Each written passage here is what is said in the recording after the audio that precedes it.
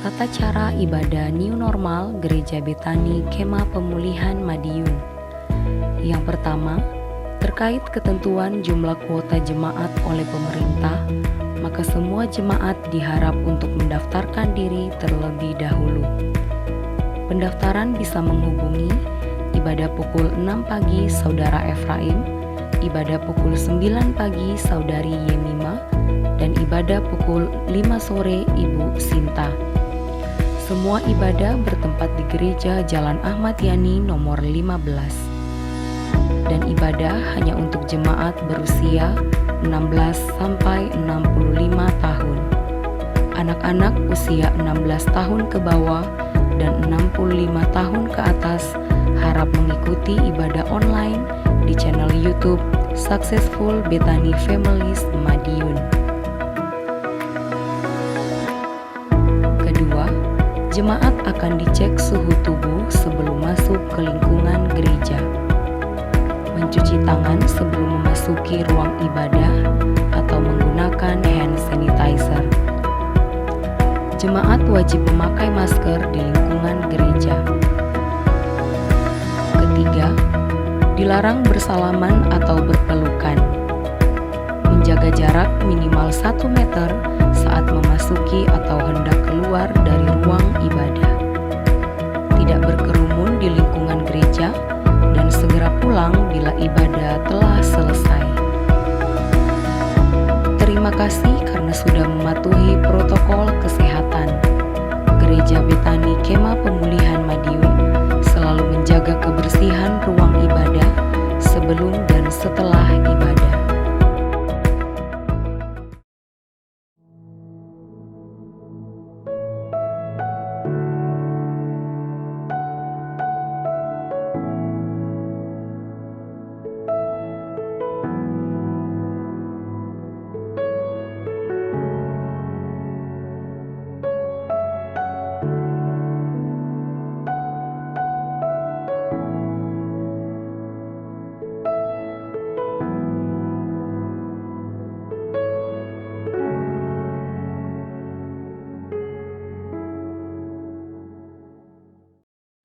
Shalom kekasih Tuhan, mari bersama kita mau satukan hati pada malam hari ini. Kita akan memulaikan ibadah streaming doa malam. Mari kita sama-sama satukan hati, kita berdoa. Terima kasih Bapa, terima kasih Yesus. Kami bangga memiliki Allah seperti Engkau, Allah yang tak pernah sedetik pun meninggalkan setiap kami. Dan kami percaya ketika kami hidup dekat dengan Engkau, Engkau pun Tuhan tetap terus dekat dengan kami. Terima kasih Bapa, terima kasih Yesus. Kami siap menyembah-Mu, kami siap meninggikan nama-Mu. Hanya di dalam nama Tuhan Yesus kami bersyukur, kami berdoa. Haleluya. Amin.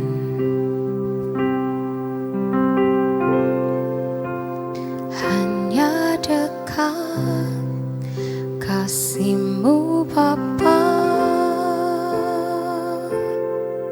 jiwaku pun tentram. Engkau menerimaku dengan sepenuhnya. Walau dunia melihat rupa, namun Kau memandangku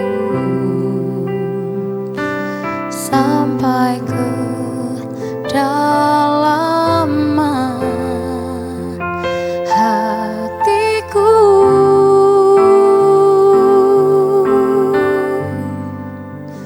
Tuhan, inilah yang ku tahu, Kau mengenal hatiku jauh melebihi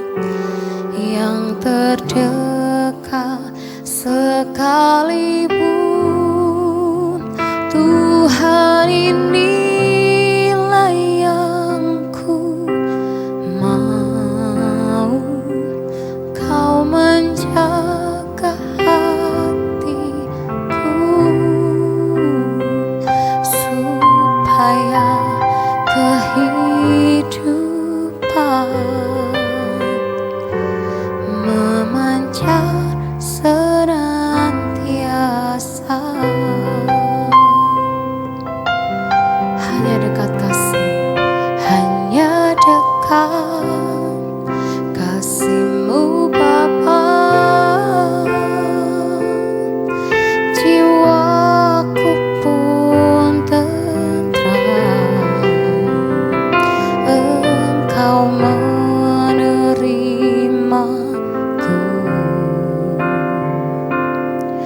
dengan sepenuhnya, walau dunia melihat rupa, namun kau memandangku sampai ke dalaman hatiku.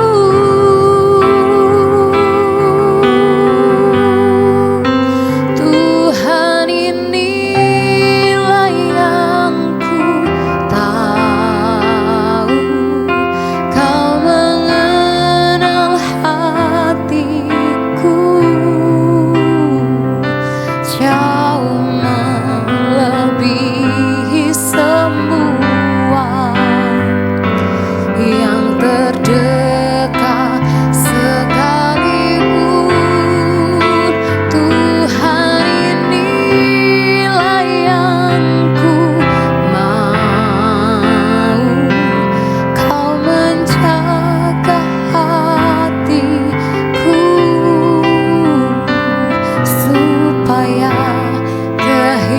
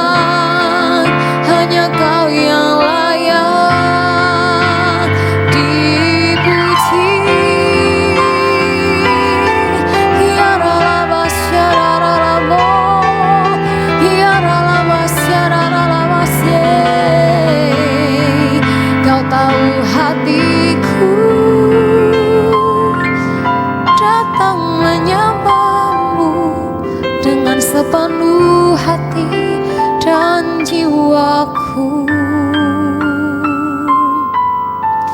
Haleluya. Engkau tahu setiap isi hati kami Tuhan. Engkau tahu setiap kerinduan kami. Kami rindu menyenangkan hati-Mu. Kami rindu lebih lagi mengenal Engkau Tuhan. Kami rindu lebih lagi mau mengerti akan pribadi-Mu. Sebab kami percaya hanya dekat dengan-Mu Tuhan, kami boleh tetap terus menikmati kasih dan kebaikan-Mu dalam hidup kami. Mari kekasih Tuhan dimanapun Engkau berada, sama-sama kita mau lebih lagi senangkan hati Tuhan lewat pujian kita.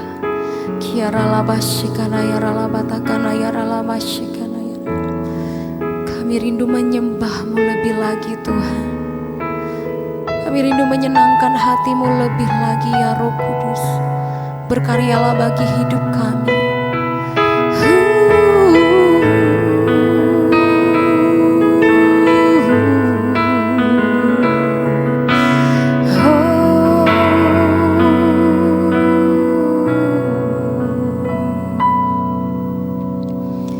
Ajarku mengenal-Mu,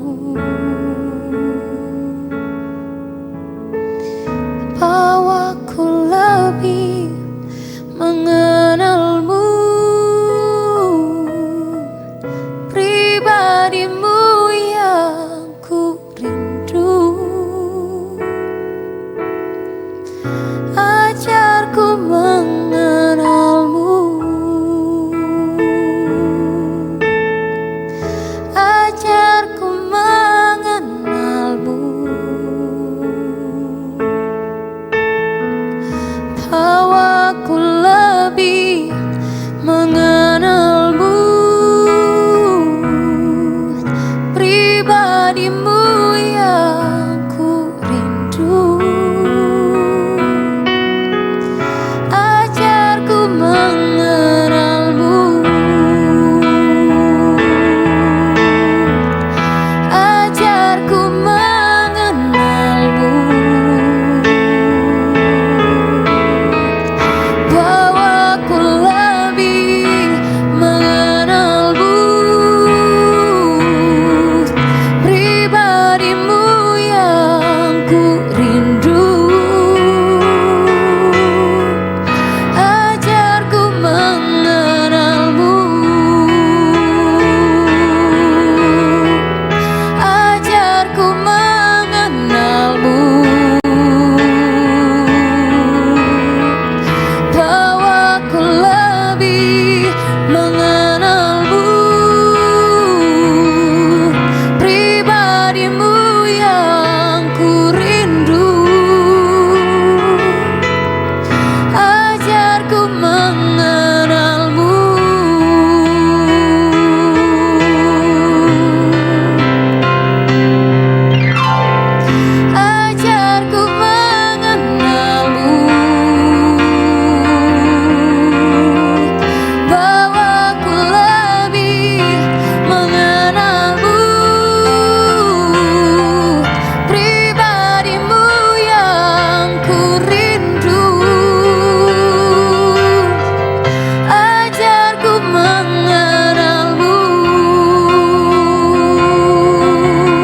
ajarku mengenal-Mu, ajarku mengenal-Mu.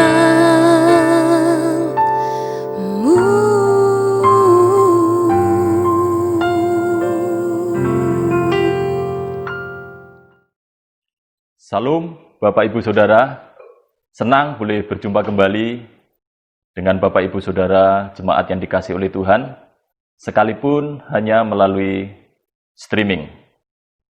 Mari sebelum kita mendengar dan merenungkan bersama kebenaran firman Tuhan, mari kita satukan hati, kita berdoa. Maha besar Bapa dalam kerajaan surga, Bapa dalam nama Yesus, hati kami limpah dengan syukur untuk semua kebaikan Tuhan yang kami rasakan dan kami nikmati. Tuhan pelihara kami begitu rupa, sehingga kami ada hari ini, kami sehat. Kami punya waktu, punya kesempatan yang indah, boleh ada dalam hadirat-Mu, dalam doa malam kami sore hari ini. Terima kasih, kami hendak membaca dan merenungkan bersama kebenaran firman-Mu. Tuhan urapi kami, urapi firman-Mu. Firman-Mu jadi berkat, jadi rema dalam kehidupan kami. Kami menjadi pelaku-pelaku firman Tuhan. Di dalam nama Yesus, kami berdoa mengucap syukur, kami nikmati firman Tuhan. Haleluya, sama-sama katakan amin. Baik, Bapak Ibu Saudara, kita akan membuka firman Tuhan dan kita akan membaca firman Tuhan bersama-sama dari kitab Markus pasal yang ke-4, ayat yang ke-35 sampai ayat yang ke-41. Demikian firman Tuhan, dengan perikop di sana, angin ribut diredahkan. Pada hari itu, waktu hari sudah petang, Yesus berkata kepada mereka, "Marilah kita bertolak ke seberang." Mereka meninggalkan orang banyak itu, lalu bertolak dan membawa Yesus beserta dengan mereka dalam perahu, di mana Yesus telah duduk dan perahu-perahu lain juga menyertai dia. Lalu mengamuklah taufan yang sangat dahsyat dan ombak menyembur masuk ke dalam perahu, sehingga perahu itu mulai penuh dengan air. Pada waktu itu, Yesus sedang tidur di buritan di sebuah tilam. Maka murid-muridnya membangunkan dia dan berkata kepadanya, "Guru, engkau tidak peduli kalau kita binasa?" Ia pun bangun menghadik angin itu dan berkata kepada danau itu, "Diam, tenanglah." Lalu angin itu reda dan danau itu menjadi teduh sekali. Lalu ia berkata kepada mereka, "Mengapa kamu begitu takut? Mengapa kamu tidak percaya?" Mereka menjadi sangat takut dan berkata seorang kepada yang lain, "Siapa gerangan orang ini sehingga angin dan danau pun taat kepadanya?" Amin untuk pembacaan firman Tuhan pada sore hari ini. Dari apa yang kita baca, dari apa yang kita sudah dengar bersama firman Tuhan pada sore hari ini, kita akan merenungkan satu kebenaran firman Tuhan dengan satu judul renungan, yaitu kuat menghadapi goncangan. Mari ucapkan sama-sama 2, 3. Kuat menghadapi goncangan. Haleluya. Saudara, setiap kita, setiap orang pasti pernah mengalami yang namanya goncangan dalam hidupnya. Setiap kita pasti pernah mengalami yang namanya persoalan demi persoalan, masalah demi masalah di dalam kehidupan ini. Entah itu masalah atau goncangan tentang sakit penyakit, masalah ekonomi, masalah dalam rumah tangga, pekerjaan, dan lain sebagainya. Semua kita pernah mengalami masalah dalam kehidupan ini. Dan kalau kita mau memperhatikan, maka setidaknya ada 4 hal goncangan yang dapat kita ketahui. Yang pertama adalah bumi ini mengalami goncangan, saudara. Mengapa atau apa yang menyebabkan bumi bisa mengalami goncangan? Penyebabnya jelas, saudaraku. Kita semua tahu yang menyebabkan bumi mengalami goncangan atau yang menyebabkan bumi itu bergoncang adalah yang kita kenal dengan sebutan gempa, saudara. Gempa ini menyebabkan bumi bergoncang, dan akibat gempa atau akibat gempa bumi ini maka akan mengakibatkan tsunami, akan mengakibatkan longsor, dan lain sebagainya. Dan peristiwa seperti ini seringkali menelan banyak korban. Bukan hanya saja korban secara materi, tetapi juga korban jiwa. Ada banyak orang yang meninggal atau mati karena peristiwa-peristiwa seperti ini. Yang kedua, saudaraku, selain bumi yang bisa bergoncang, yang kedua adalah ekonomi dunia. Apa, saudaraku? Ekonomi dunia. Saudara, ekonomi dunia itu rupanya juga bisa bergoncang. Bisa goncang, saudaraku. Bukan rahasia umum lagi kalau negara-negara di muka bumi ini, negara-negara di dunia ini, ekonominya semuanya lagi mengalami kegoncangan. Ya. Penyebabnya jelas, saudaraku, corona yang tidak kunjung berakhir. Bahkan kita melihat semua negara pertumbuhan ekonominya bukan naik, saudaraku, tapi pertumbuhan ekonominya itu semuanya minus, termasuk ekonomi di negara kita, Indonesia tercinta. Kemudian yang ketiga, apa yang bisa goncang? Yang ketiga yang bisa goncang adalah dunia kesehatan, saudara. Dunia kesehatan juga bisa mengalami kegoncangan. Saudaraku, bagaimana dari waktu ke waktu ada berbagai macam penyakit yang ada dan belum ditemukan, saudaraku. Ada banyak penyakit yang belum ditemukan obatnya. Salah satunya yang lagi terjadi, lagi melanda seluruh dunia, yaitu COVID-19 ini. Virus corona ini, saudaraku, belum ditemukan obatnya yang manjur, yang bisa mengatasi virus corona ini. Dan yang keempat, yang terakhir, apa yang bisa mengalami goncangan? Rupanya selain bumi yang bisa bergoncang, ekonomi dunia yang bisa bergoncang, dunia kesehatan yang bisa bergoncang, rupanya juga yang terakhir, yang keempat, rumah tangga juga mengalami goncangan. Saudaraku, buktinya apa bahwa rumah tangga banyak yang mengalami goncangan? Karena berdasarkan survei, terbukti bahwa dari waktu ke waktu, dari tahun ke tahun, jumlah perceraian itu terus meningkat. Jumlah perceraian terus meningkat. Karena apa? Keluarga mengalami banyak persoalan, keluarga mengalami banyak goncangan dalam kehidupan ini. Haleluya! Kita akan melihat bersama-sama bagaimana kita bisa mengalami kekuatan di dalam menghadapi goncangan dalam hidup ini. Bagaimana seseorang bisa tetap kuat di dalam goncangan-goncangan yang terjadi di dalam kehidupannya.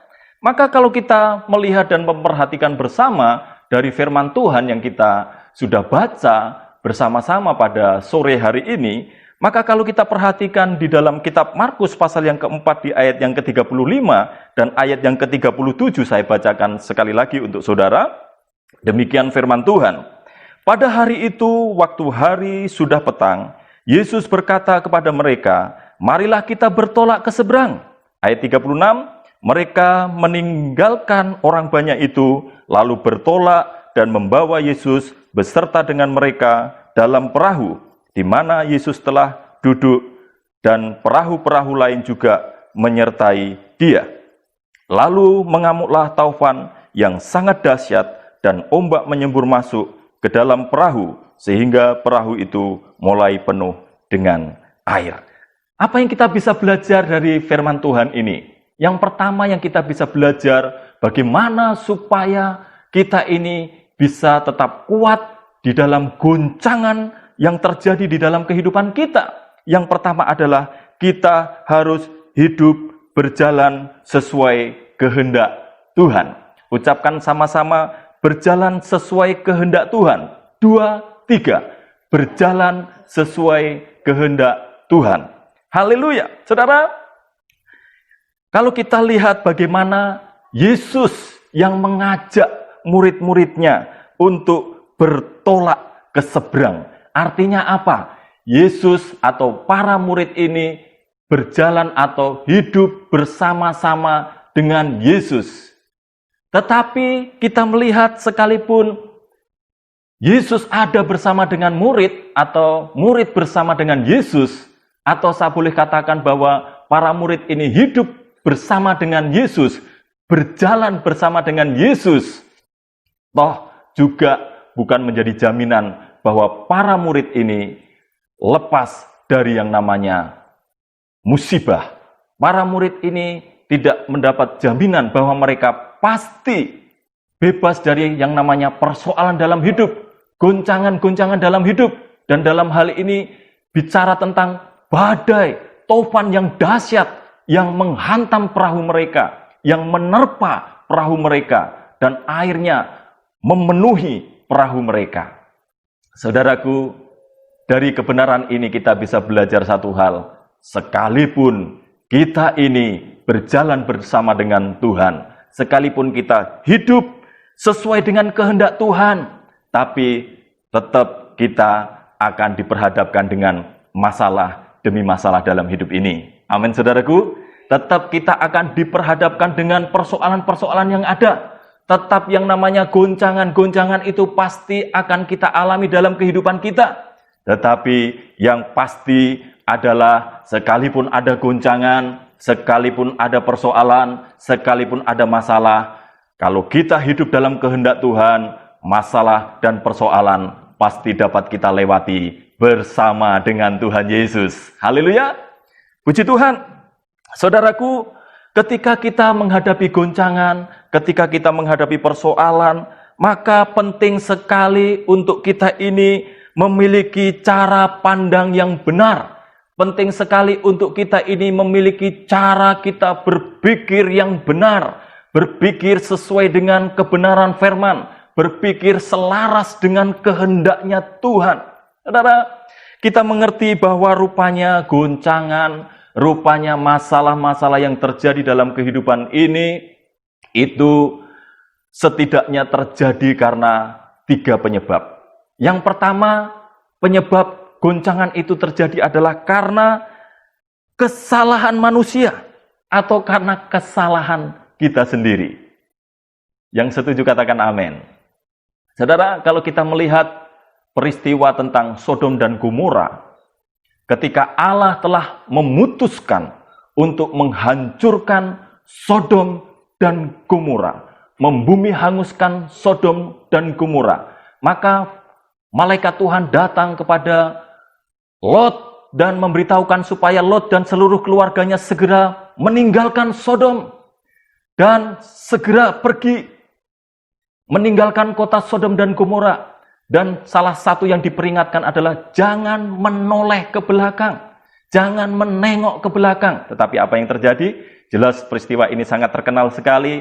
Istri Lot tergoda untuk menoleh ke belakang, dan akibatnya, konsekuensinya adalah istri Lot menjadi tiang garam.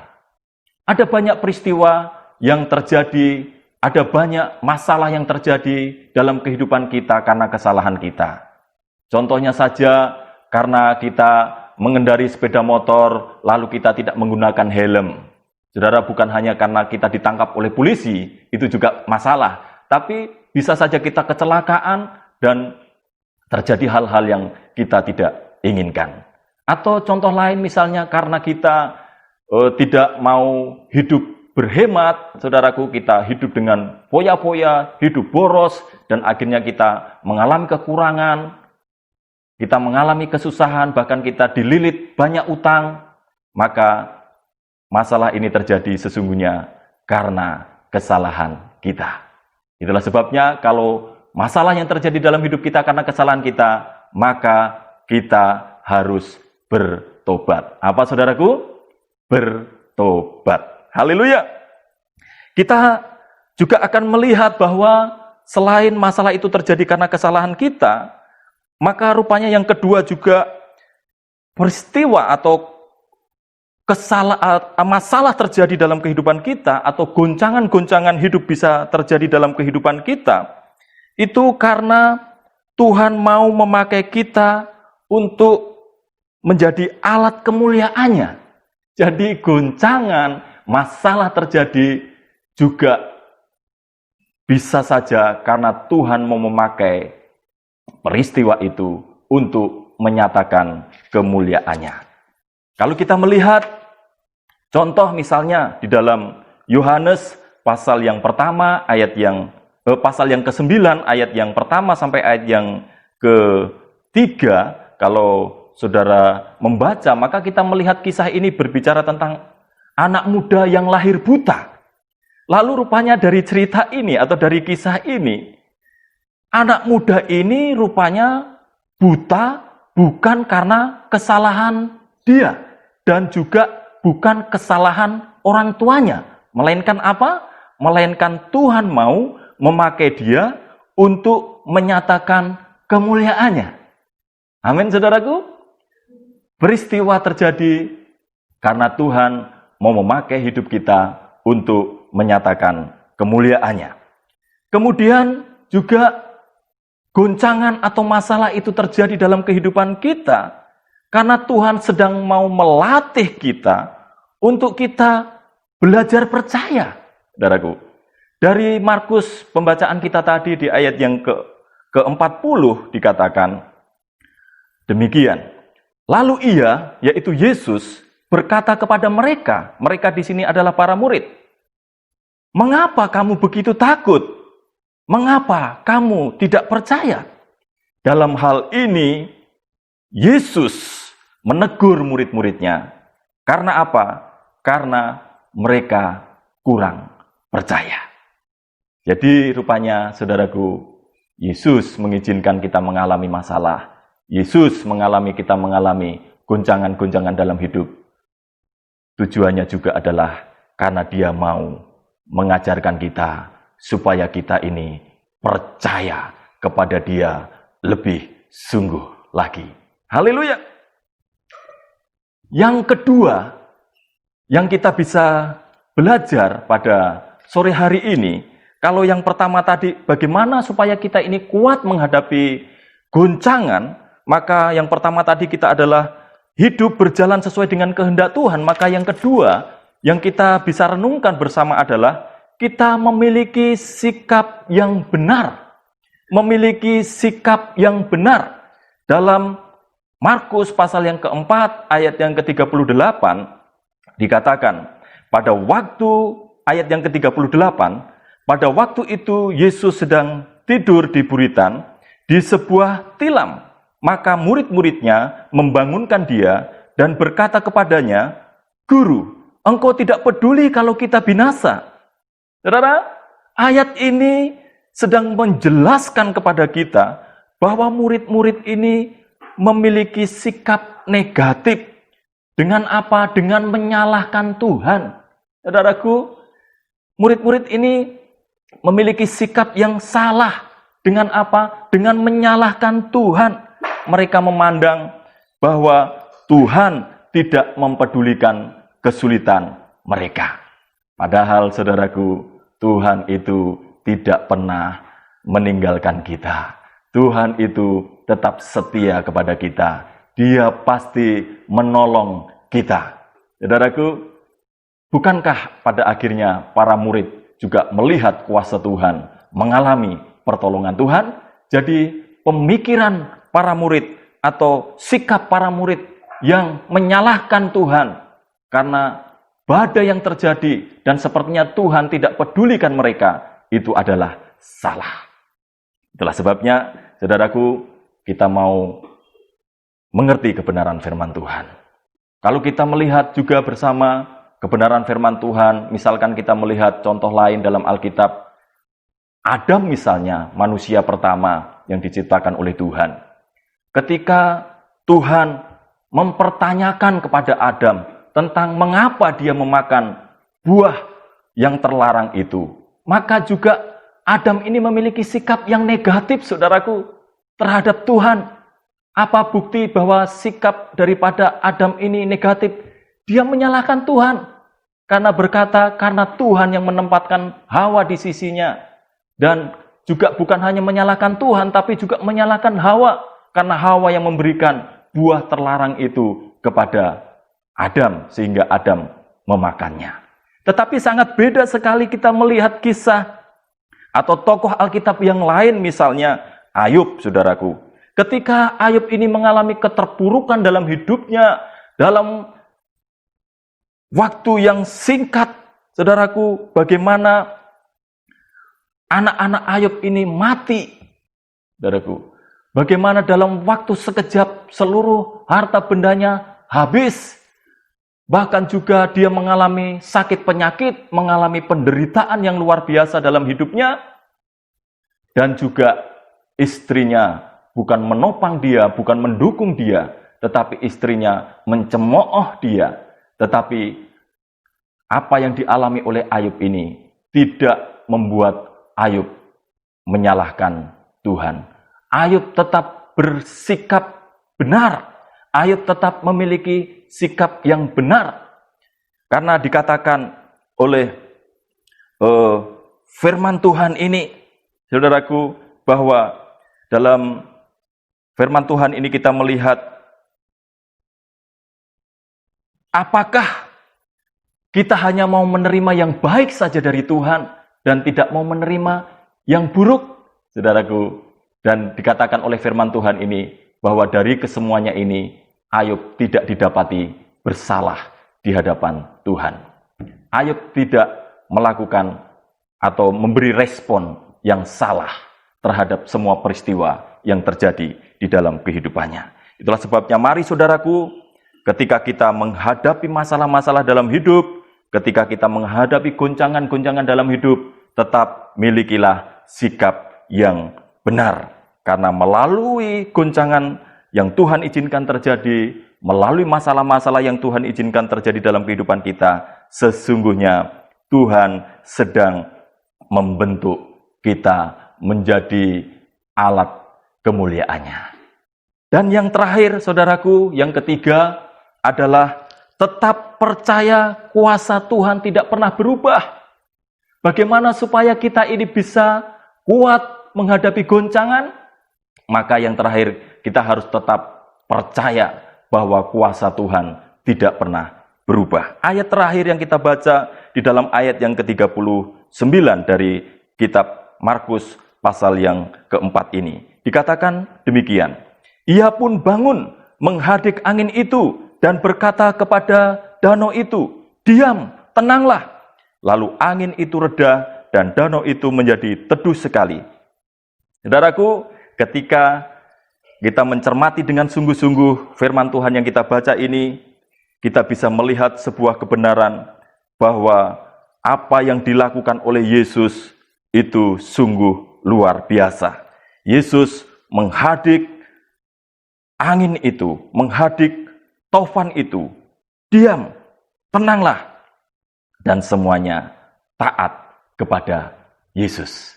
Artinya apa? Di sini membuktikan bahwa Allah yang kita sembah di dalam nama Tuhan Yesus bukanlah manusia. Dia adalah Allah yang menciptakan segalanya, yang menciptakan langit, bumi, laut, dan segala isinya, dan semua ada dalam kendalinya. Semua takluk kepada otoritas yang dimiliki oleh Yesus. Haleluya! Puji Tuhan, saudaraku. Kita patut berbahagia, kita patut berbangga, karena kita punya Allah yang hebat. Sekalipun dalam menjalani hidup, kita tidak bisa lepas dari yang namanya goncangan-goncangan. Kita tidak bisa lepas dari yang namanya masalah-masalah yang terjadi dalam kehidupan kita. Tetapi kita punya Allah yang setia bagi kita. Asalkan kita melakukan 3 hal, saudaraku. Kita terus hidup berjalan sesuai dengan kehendak Tuhan. Kita memiliki sikap yang benar dalam kehidupan kita. Dan yang terakhir adalah kita tetap percaya kuasa Tuhan tidak pernah berubah. Maka hari-hari hidup kita akan diwarnai dengan keajaiban-keajaiban, mujizat-mujizat, pertolongan-pertolongan Tuhan yang luar biasa atas hidup kita. Amin. Tuhan Yesus memberkati kita semuanya. Mari kita tunduk kepala, kita mengucap syukur untuk firman Tuhan. Betapa kami mengucap syukur ya Tuhan, untuk waktu yang baik, kesempatan yang indah ini, kami boleh bersama-sama merenungkan kebenaran firman-Mu. Firman-Mu mengajarkan kepada kami bahwa di Di tengah-tengah goncangan dan masalah dalam hidup, hendaknya kami tetap kuat.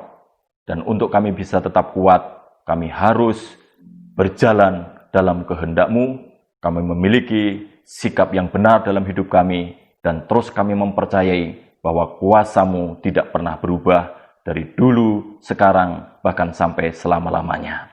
Terima kasih, meteraikan firman dalam hidup kami, ajari kami untuk kami menjadi pelaku firman Tuhan. Di dalam nama Yesus, kami sudah berdoa dan mengucap syukur. Haleluya, sama-sama katakan, amin. Sebab aku ini milik-Mu, aku di dalam hati-Mu, kasih setia-Mu yang menghidupkan aku.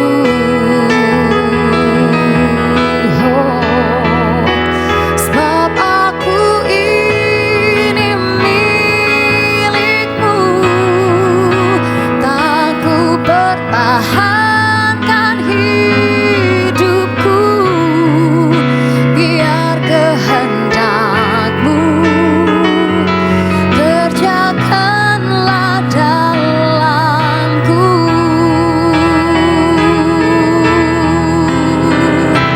Sebab aku ini milik-Mu, aku di dalam hati-Mu, kasih setia-Mu yang menghidupkan aku.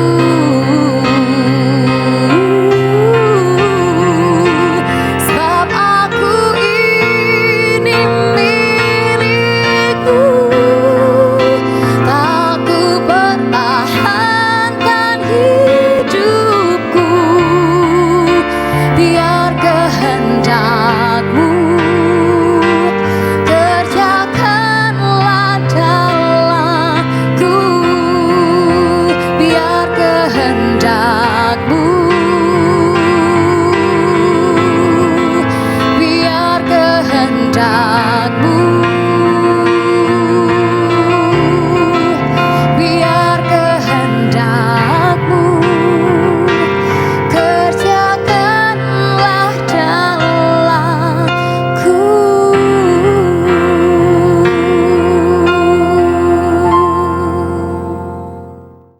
Terima kasih Tuhan buat kebaikan-Mu. Kau telah pimpin kami untuk menyelesaikan ibadah kami, ibadah doa malam di malam hari ini. Kami percaya Tuhan, firman-Mu telah menguatkan kami di tengah-tengah pandemi ini. Kami percaya Tuhan, kami tidak akan takut dan gentar, tapi kami akan maju bersama-sama dengan Engkau. Kami siap dipakai untuk alat kemuliaan nama-Mu. Terima kasih Tuhan. Kau berkati hamba-Mu yang menyampaikan firman-Mu di dalam keluarganya dan pelayanan dan pekerjaannya. Kau buat hamba-Mu berhasil untuk kemuliaan nama-Mu saja Yesus. Terima kasih Tuhan. Dan bagi jemaat-Mu dimanapun berada, kami percaya Tuhan Kau terus memagari dan melindungi jemaat-Mu di dalam keluarganya, pekerjaannya, pendidikannya, dan pelayanannya. Kau buat semua jemaat-Mu berhasil untuk kemuliaan nama-Mu. Terima kasih Tuhan.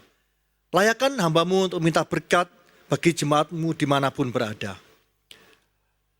Saudara kasih, terimalah berkat dari Allah Bapa di dalam Anak Tunggal Yesus Kristus dan persekutuan Roh Kudus mulai saat ini sampai selama-lamanya. Kau tidak menjadi ekor dan kepala, kau tidak turun tapi naik. Asal kau makan firman Tuhan dengan sungguh-sungguh. Siapapun yang percaya atas pernyataan ini, mari kita bersama-sama berkata, amin.